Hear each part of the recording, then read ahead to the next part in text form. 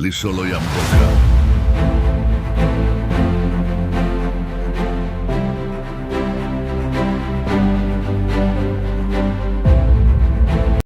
Salut mesdames et messieurs, j'espère que vous allez bien. Moi je me porte super calme. Alors, pour ceux qui ne me connaissent pas, c'est votre frère Tonton Rectabouzi, autrement dit, les chouchous de la diaspora, en direct de Kinshasa. Banakin, Lelo, Nazana. Réel plaisir de recevoir pour Nabino un jeune communicateur politique. Vous en awa en direct de l'émission Bogoyo Kaye Binomoko. Vous en avez. Bonjour, monsieur Christian Mwenzo. Bonjour mon ami Rectabouzi.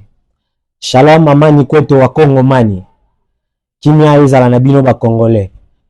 Je réponds au nom de Christian Mwenzo, je suis communicateur de l'IDPS et je suis congolais tout comme vous autres. Nayaki na monaki fakina solo lanande konanga Rectabouzi. Monsieur Christian Mwenzo, communicateur politique.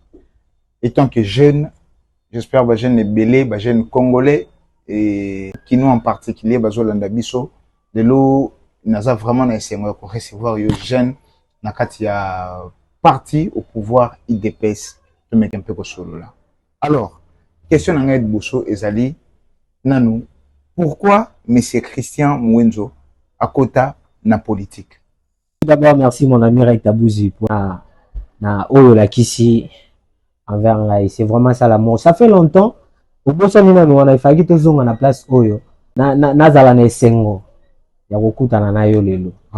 Parce qu'il y a beaucoup bat bolanda biso ba ebité esika oyo peut-être bandaki poto kota na esika tozali. Exactement. Je vous remercie d'abord pour na ndengo ya mbingai. Nous en prions. Ya mbinga malamu na plateau na yo na lobaki na koya. Ouais.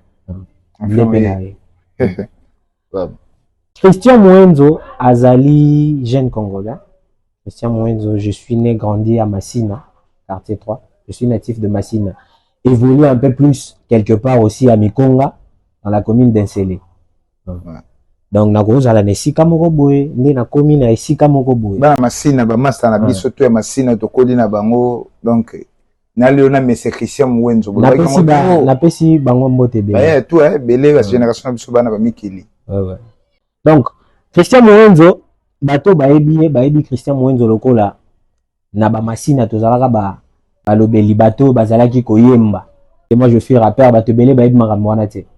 Je suis rappeur, j'ai rappé tellement na Massina avec ba Rectabouzi chez Gebino Ozali, boza ba témoin vivant. À un moment donné, quand Christian Mwenzo a continué à rapper parce que nous on faisait la musique révolutionnaire. La musique que moi je faisais à l'époque, ezalaki musique bien qu'on avait des guerres entre nous. Mais tozalaki pe na vision moko boye tozalaki nango. Ouais. Et je me rappelle en l'an 2016 comme ça, nayaki ko intégrer parlement de Bouya IDPS na Congo, sur l'avenue Congo na boulevard wana justement en face de l'agence PMI. Tozalaki na président Minga, tozalaki na bandeko o baebi ba Geoffrey Bazalelo Bazali, je le salue aussi. Geoffrey Kaoussou. Geoffrey Kaoussou, c'est mon ami. Je salue aussi Armand Osomba. Ouais. Nous on sait tout ça avec eux. Donc na bateau baebinga na quartier 3 baebinga d'abord na côté wana. Tant que tu intégrer en gros c'était parce qu'on avait marre na makambo oyo bandai ko sala na régime passé. Il y a pas prédécesseur na biso. On avait intégré ces parlements debout, c'était parce qu'on avait la vision de voir les Congos sortir de l'autoroute de la réussite. On se disait il faut bisoper. Si on va faire la musique, je vais continuer de faire la musique, mais de l'autre côté, il faut parler de tout ça. On est obligé de faire ça. Nous nous retrouvons dans la politique. Mais on se retrouve dans la politique, c'est pas pour les intérêts, tout d'abord. Et je veux lancer un message à tous les jeunes Congolais. Je profite de cette occasion. Ouais. Parce que Kokota na politique, à réussir dans la vie. Alors, c'est pas ça la question. Donc, moi, quand j'ai intégré la cellule, parce que na IDPS bakota na cellule. Quand j'ai intégré la cellule, il y a parti na kota ki yango na conviction que le Congo ezala Congo et puis bisoto jozala exemplarité lobby. On a dit ça na sima ya ba kulutu na biso professeur Kolongele Beron. Pourquoi bongo je le salue aussi. Mais toyaki ko sa vision ana to bito kota na kati ya masolo, to koti na kati ya masolo, tozo ko évoluer. On a Congo ebima na esiko tozalaki nango. Et on a réussi cela par l'alternance politique na régime elekaki. Nde yango leti lelo tozoko evra na kati ya IDPS. Oyo ngai epusai ngai naza na kati ya politique ezali yango. Voilà. J'espère que l'andio baolanda biso baoki réponse na yo oyo etindaki au s'intégrer na parti IDPS. Alors, au côté IDPS, étant que jeune, quels sont les avantages au moni na kati ya parti IDPS? Ou soit, quels sont les avantages au moni na kati ya politique, pour ne pas seulement dire na kati ya parti na yo. Au côté politique, ou intégré politique, étant que jeune, à fleur d'âge, d'intérêt ni oyo moni. Ouais, biso tant to kotaki na politique, to kotaki vraiment na politique pour na ba plus ezalaki ba avantage te. Bon, je me rappelle en 2014, en 2015, l'IDPS n'était pas encore au pouvoir. To kotaki plus na kati ya politique parce que on voulait être comme ceux qui ont lutté pour libérer les pays entre les mains des détracteurs. To kotaki na kati ya politique. Totalaki na nute ke ba avantage ko yiko zala lobby. Mais but à parti politique ezalaka ya kozwa pouvoir na ko conserver pe pouvoir. Wana zaki o biso to yebaki déjà. To yebaki que un jour l'IDPS va prendre la présidence du parti du pays. L'IDPS va enfin diriger par rapport. Mais oui, l'IDPS a lutté pendant 37 ans. Et c'est pendant 37 ans, tant mususu, bakulutu na biso bazali baleki, bazali ebele. Bazali o lelo bazo gérer mboka na transparence. Eza likambo ya vision. Eza likambo ya komona nini oyo tokoki ozala lobby. So tolingi mboka ezala malamu. Il faut biso moko tozala exemple ya lit wana. Est-ce que bakulutu na bino bakana ba lit wana, est-ce que lelo ba bénéficier pe na ba lit wana, ba to ya mbasini otanga wana pour ne pas otanga seulement ba grand nom, ba grand ngolo. Bata masina wana oyebi wana ke ba papa wana bolanda wana bozana bango ba ve wana, est-ce qu'elle trouve en fait? Bon, ba grand ngolo, ba papa o tozalaka na bango. Et puis je profite parler aussi na kombo ya ba combattant nyonso ba telema pe na ba limité wana otoyebi o ba creva, est-ce que lelo vraiment o ya c'est hein o ba sans nom en fait ba ebanité mais abundaki, est-ce que là il se sent aussi qui a été quand même parti na biso comme au pouvoir, quand même c'est bon. Je pense que gestion à parti ezali na maboko ya secrétaire de biso général. Gestion à parti eza na maboko na ye. Et dango eza na ba combattant oyo ba se retrouver na kati ya pouvoir bazali combattant oyo bazwaki misala na ba oyo bazwi na ba oyo bakozwa. J'espère que Moutounios tout il faut qu'on a gouvernement. Moutounios tout il faut azwa poste à l'état. J'espère que Moutounios tout il faut azala na kati ya administration publique. Mais ba oyo bazwi opportunité ya okota bakota ki. Ba oyo pe bazwi ba kotina nute. Je pense que biso ba oyo pe to kotina nute. Je pense que tozela kaka. La peau, le panier circule encore. Moi, je n'ai jamais été pressé dans la vie. Je me dis, bon, je pense que chacun a pu faire quelque chose dans sa vie. Nangonga, oh, c'est exactement. Moutounios tout, oh, azwaki makasi, makoki ya kokamba, azwaki ango nangonga, oh, c'est donc, il y aura un moment où biso, ba christianisme, biso pe ba oh, totikali toza, nanuna, isika kote le melate, tu es bikete. Bokokota. Boyebi ke bokokota avec espoir, Inch'Allah, on les a souhaité à Moutounios na quotidien. Alors, monsieur Christian Mwenzo, après avoir colité, après avoir lit, après avoir plusieurs combats au Bunda, il y a parti IDPS, de l'autre parti, et Bundisi et Jui pouvoir, ils ont au pouvoir. You étant que jeune, tout cela étant que jeune, je te dis vraiment, totalement IDPS, je te dis vraiment que non. Nous sommes vraiment fiers de la membre de l'IDPS. Je suis tout d'abord fier de l'IDPS. Je suis fier d'être membre de l'IDPS. Je suis fier d'être colonialiste de fonds et d'âme. Moi, je me rappelle, et Komaka à un certain moment, na Kinshasa tout d'abord. Vous avez un cas de Samoutuka, tu ne peux pas parler de certaines choses. Même bien que les autres la mamabe. Olobate, pourquoi? Parce que tu as déjà que ceux qui n'ont lobby. Donc, il n'y avait pas la liberté d'expression et la liberté après avoir parlé.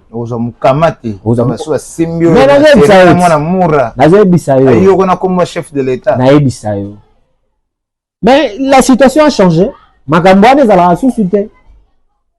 Lelo tomonaka mutu atelemi azofinga chef de l'État. Azofinga parce que kofinga na kosala ba critique constructive, eza des choses différentes. Ozofinga et ce qui en a été, tu parles de la vie privée du chef de l'État, de sa famille, de sa femme et tout.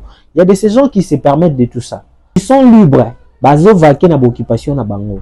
Parce que nous ne sommes pas là pour incarcérer, pour ramener Salamaki dans le passé. Je pense que évolution sur ces points est allée. Et sur le plan social, si je peux me permettre de parler de ça, nous avons IDPS ou président de la République à Saleli, Bakongomani. Les autres la gratuité de l'enseignement de base. Et puis, si vous avez demandé ça, vous avez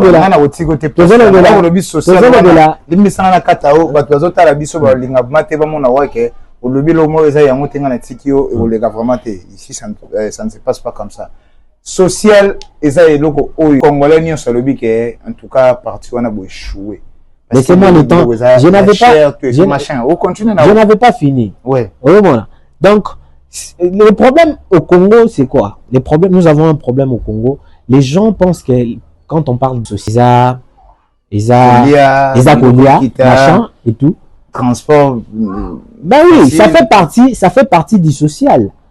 Donc, pour moi, je pense que le Sobaï Baké, même l'éducation de base, les alliés gratuite, les lots, Pona, il y a chef de l'État Félix Antoine Tshisekedi. C'est dans la Constitution, mais c'était pas applicable. Mais le chef de l'État, lorsqu'il a accédé au pouvoir, a dit bon, bah Congolais, il faut banana bangope, na banana basoda, na banana nyoso, na batanga, ya ofele, na école de base. En fait, de loin. Aujourd'hui, il y a des écoles construites par les pouvoirs, par les chefs de l'État, dans les programmes des 145 territoires, PDL 145 territoires. Dans nos territoires, il y a des écoles construites. À Bouloumou, il y a des écoles qui ont été construites. Combien d'écoles? Ben, quand les alliés et Tongani, ceux qui ont un territoire, ben, plus de 300 et quelques écoles, 300 et quelques écoles où ils ont déjà été. Et le chef de l'État a construit, il a construit l'université, des universités. Mais restons pas dans la théorie, trop de théorie, il faut tout le monde en pratique. Non, mais ressourcez-vous, descendez sur le terrain, hein, investiguez. Parce que moi je pense que le ministre de transport, Jean-Pierre Bemba, il était sur Top Congo. À l'obéla qui makamu o etaliba école o l'État congolais etongi. À l'obéla qui makamu o yaba hôpitaux o l'État congolais etongi. À l'obéla qui makamu yaba bâtiment administratif. Donc, ils ont information au mutunyo soyebi. Ça fait partie du social. Ça fait partie du social. Voilà. Alors, ne restons pas là, avançons. Je crois batu au bazar kuna siga ba école on les ali bango monde bako pesa biso information ya sûr par rapport ya oizoloba parce que ba nombre d'écoles au tanga wana so que tongama solo c'est quelque chose à féliciter. Alors mais c'est Christian Mwenzoto sur les tanks ba jeune les autres méga peu okende avant de gender côté ba question d'actualité les autres sur taliba jeune ndenge ba jeune bazoko mikumbela message no na jeunesse congolaise et cause à la nini. Ngai soki nazali personnellement na message on a koki kopesa na ba jeune congolais, ba jeune quinois, ba jeune ya mboka mobimba etali ko sala quelque chose dans la vie. Soki na koki kopesa ba jeune conseil ezali ko se faire former tout d'abord. Parce que dans la formation, nde sika o mutu azwaka makasi. Ouais. Mutu azwaka makasi ya kosala eloko. Donc soki on se faire former, tu n'auras pas besoin de suivre les politiques derrière. Baye ko la misala biso nyonso nga pe na to continuer to ko la misala ngo yebi ko sala quelque chose. Je pense que aux alana besoin d'arrêter, il faut que ta politique pour aussi réussir dans la vie. Au mutu nyonso te dans la politique on ne devient pas millionnaire. Dans la politique on ne peut pas devenir millionnaire tu ne viens pas dans la politique pour comme un millionnaire. Politique pour comme un millionnaire c'est que oui ba pour comme un millionnaire. Moi je pense que biso ba jeune photos à la plus na conviction ya okota politique pona ko bongisa pona ko sala autrement pona ko sala ndenge ba oyo ba lekaki ba sala kité. Donc ezaka te faut comme professeur d'université vous allez mettre avocat pour réussir dans la vie, vous allez médecin, vous allez nani pour réussir. Donc il faut chercher à se faire former pour entreprendre dans quelque chose. Na likamu oyo yo moni ketenga iso na sali bonako je vais réussir dans la vie. Voilà, je crois le message est très bien, le message est bien passé. Jeune chercher à se former, chercher à apprendre des métiers pour aux ala utile dans la société. Je crois message on ezali message mo photo véhiculer en on a jeune nyonso o bazolanda biso ya ko senga ne balobaka eza pasi. On prend ya ko senga pasi.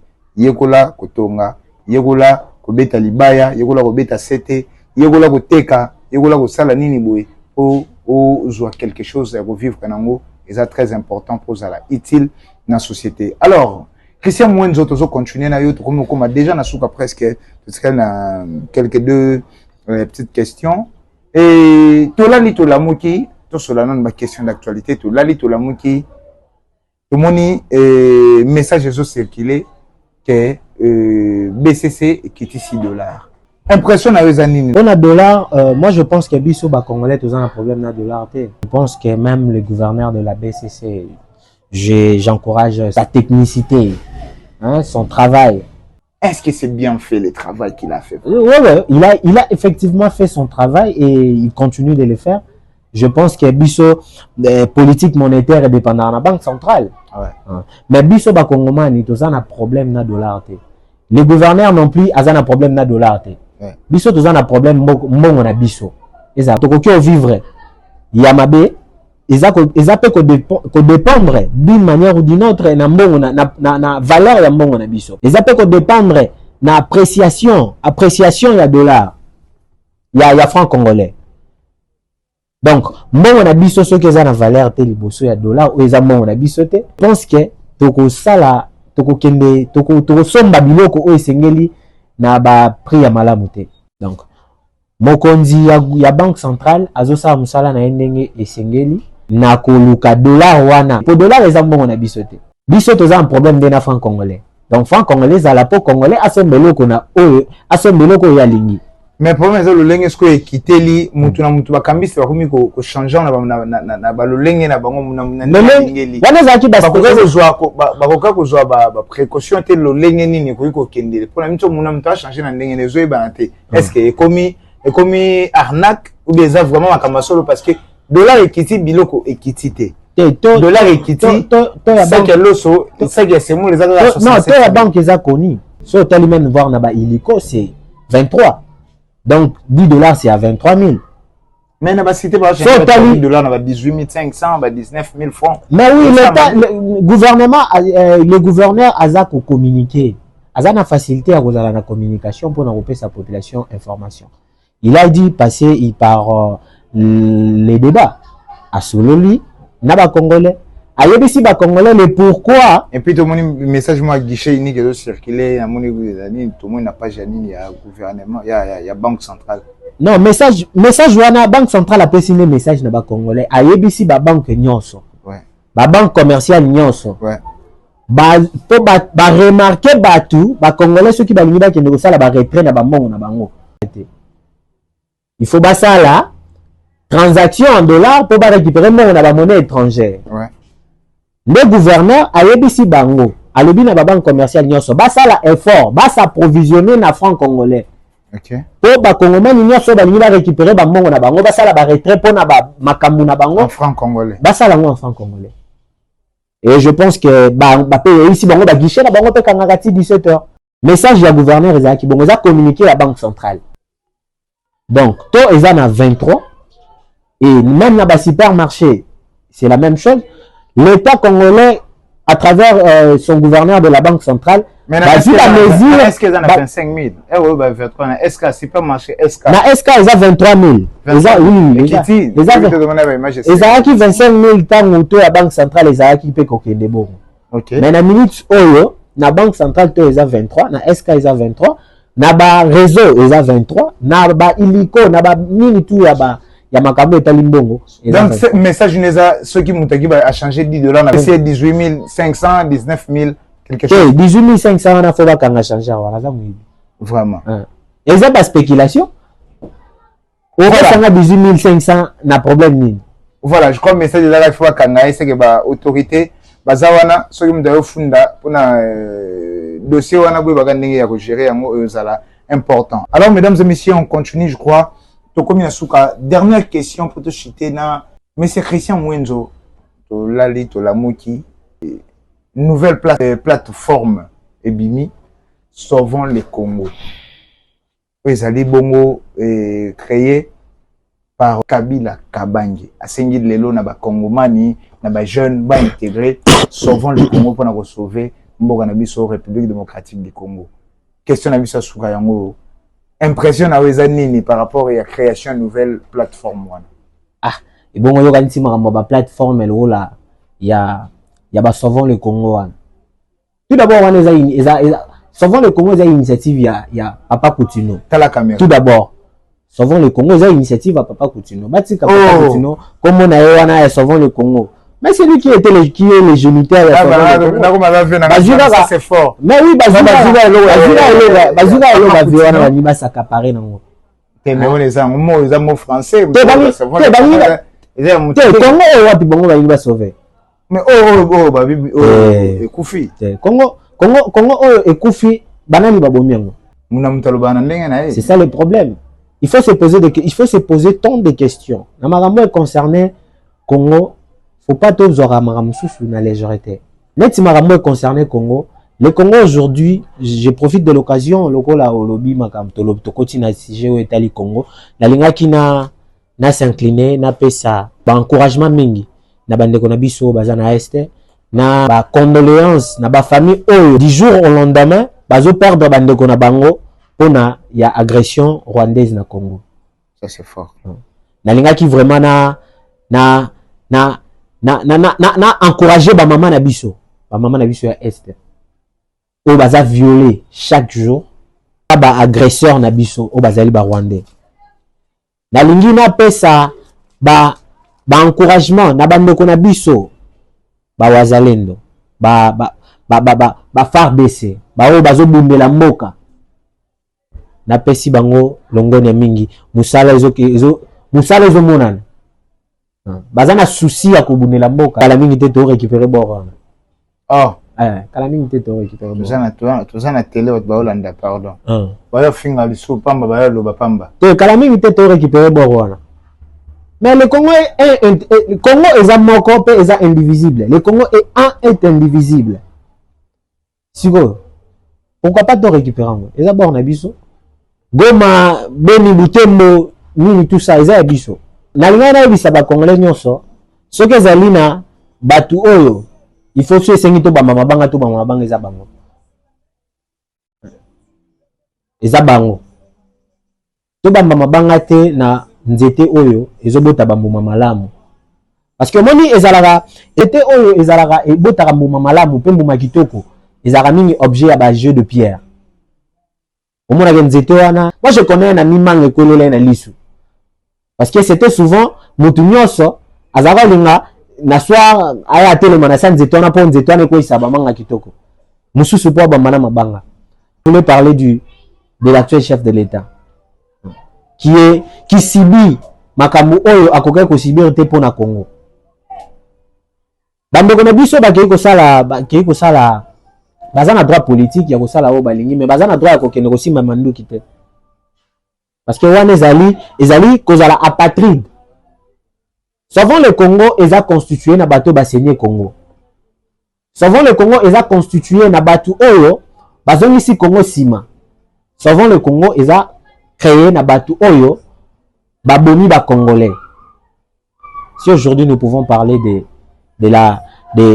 si aujourd'hui nous parlons de la guerre à l'est, si aujourd'hui nous parlons na makamu o bandeko nyonso bazo kufa na est lelo, c'est parce que batu wana na chef na bango baza na kati ya makambo wana.